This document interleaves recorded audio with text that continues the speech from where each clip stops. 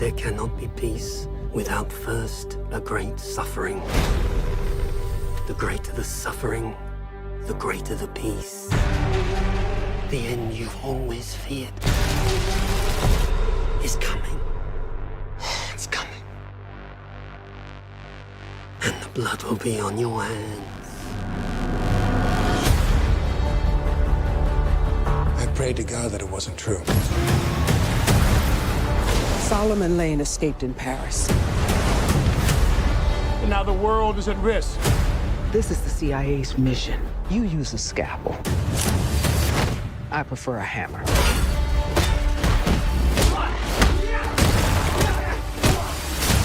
This is a bad idea. Is it ever a good one? Honestly. He's not just some observer. He's an assassin. I don't trust anybody outside of this room. You go rogue, he's been authorized to hunt you down and kill you. That's the job. No hard feelings. Which way, Benji? Turn left! Go, go, go, go! What are you waiting for? I'm jumping out a window! Oh, sorry. Good luck.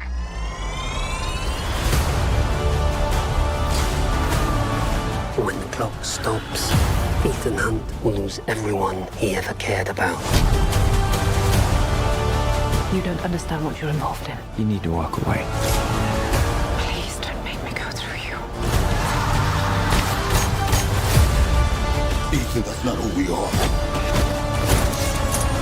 Maybe we need to reconsider that.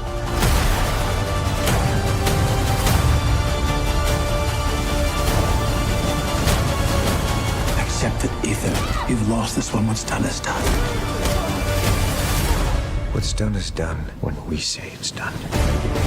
Showtime. Oh my God.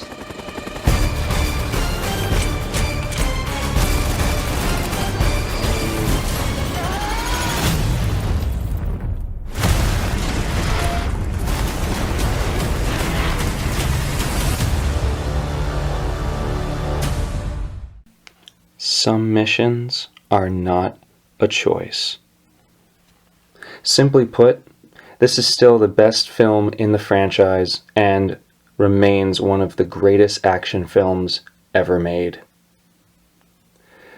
Wow, where do I even begin?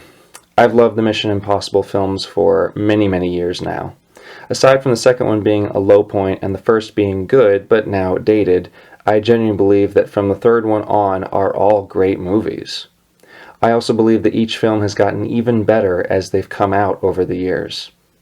As you may already know, this one was not only deemed the biggest installment at the time, but it's also deemed the best still today. So is it both or just one or the other? Well, I'm here to answer both of these lingering questions. This was, without a doubt, the biggest one yet back in 2018. Since then, obviously, Dead Reckoning and Final Reckoning have surpassed it in scale, but have they surpassed it in quality? That's something different. For me personally, I also feel that this is the best one, and still is. This film is epic in every sense of the word. I was practically exhausted by the end of it. That was mainly due to the pacing of it, which moves like a bullet being fired from a gun. There's practically no downtime in this film, and this is a 2-hour and 27-minute runtime we're talking about. That's just nuts. Starting off with the performances, as per usual, they are all very, very strong.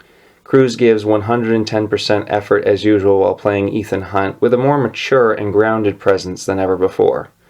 The stunts he pulls in this movie are flat out insanity. Of course, we'll get to those a bit later. Henry Cavill fully embodies the suave yet uncompromising CIA agent August Walker. He's a force to be reckoned with, and his continued interplay with Cruise is absolute dynamite. Sean Harris's villainous Solomon Lane also makes a return, and he's just as chilling as he was in Rogue Nation, if not more so in this one.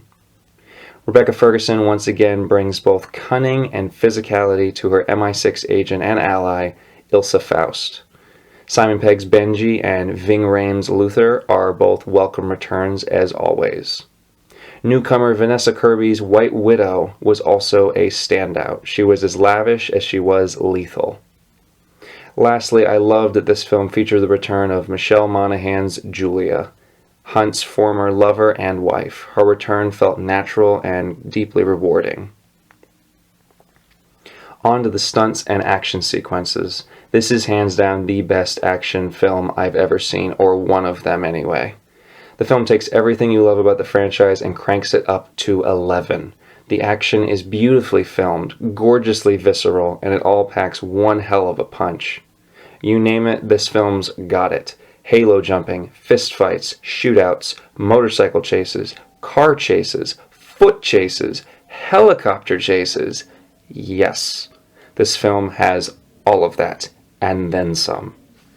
Every time an action scene would start, I'd grip my armrests and clench my fists. That's how intense this action is. It didn't leave much room to breathe in between either. Some action scenes continued into other action sequences, which would then culminate in another third action scene. See where I'm going with this? In all seriousness, though, it's that good. Let's move on to the film's tone briefly. This movie is much darker than the previous installment and more mature in its storytelling. I'd even go as far to say that this is the darkest film in the franchise so far, or it was at the time. From the very beginning, I felt the stakes right away. Rogue Nation had a handful of these kinds of scenes, but this one delivers them in spades, making every scene feel important and immediate. I really love this tonal change from the last one. It felt appropriate and fitting. Let's shift gears and talk about the film's cinematography now. Rob Hardy, who previously worked on Alex Garland's Ex Machina and Alex Garland's Annihilation, has created an excellent-looking film. It's clear, vibrant, and has a streamlined look to all of it. This guy clearly knows how to make a movie look the best it possibly can, and it shows in every single frame. This is easily one of the best-looking films of 2018. The same can be said for the movie's musical score as well. Hot off the heels of composing both 12 Strong and Pacific Rim Uprising at the time, Lorne Boff has composed his best score of 2018. Bringing his own flair to the classic Mission Impossible theme and still delivering a thunderous score for the remainder of the film, it was definitely one of the film's biggest strengths. In conclusion, I loved every minute of this. All 2 hours and 27 minutes. Tom Cruise had officially won the summer of 2018 in my book. All the other upcoming summer films honestly could have just gone home at that point. Both Tom Cruise and Christopher McQuarrie and his movie have raised the bar when it comes to all things action. I have no doubt that this will continue to be the action film to beat for many, many years to come. It is an incredibly hard fate to try and top this. I give Mission Impossible Fallout 5 out of 5 stars. Thank you so much for listening.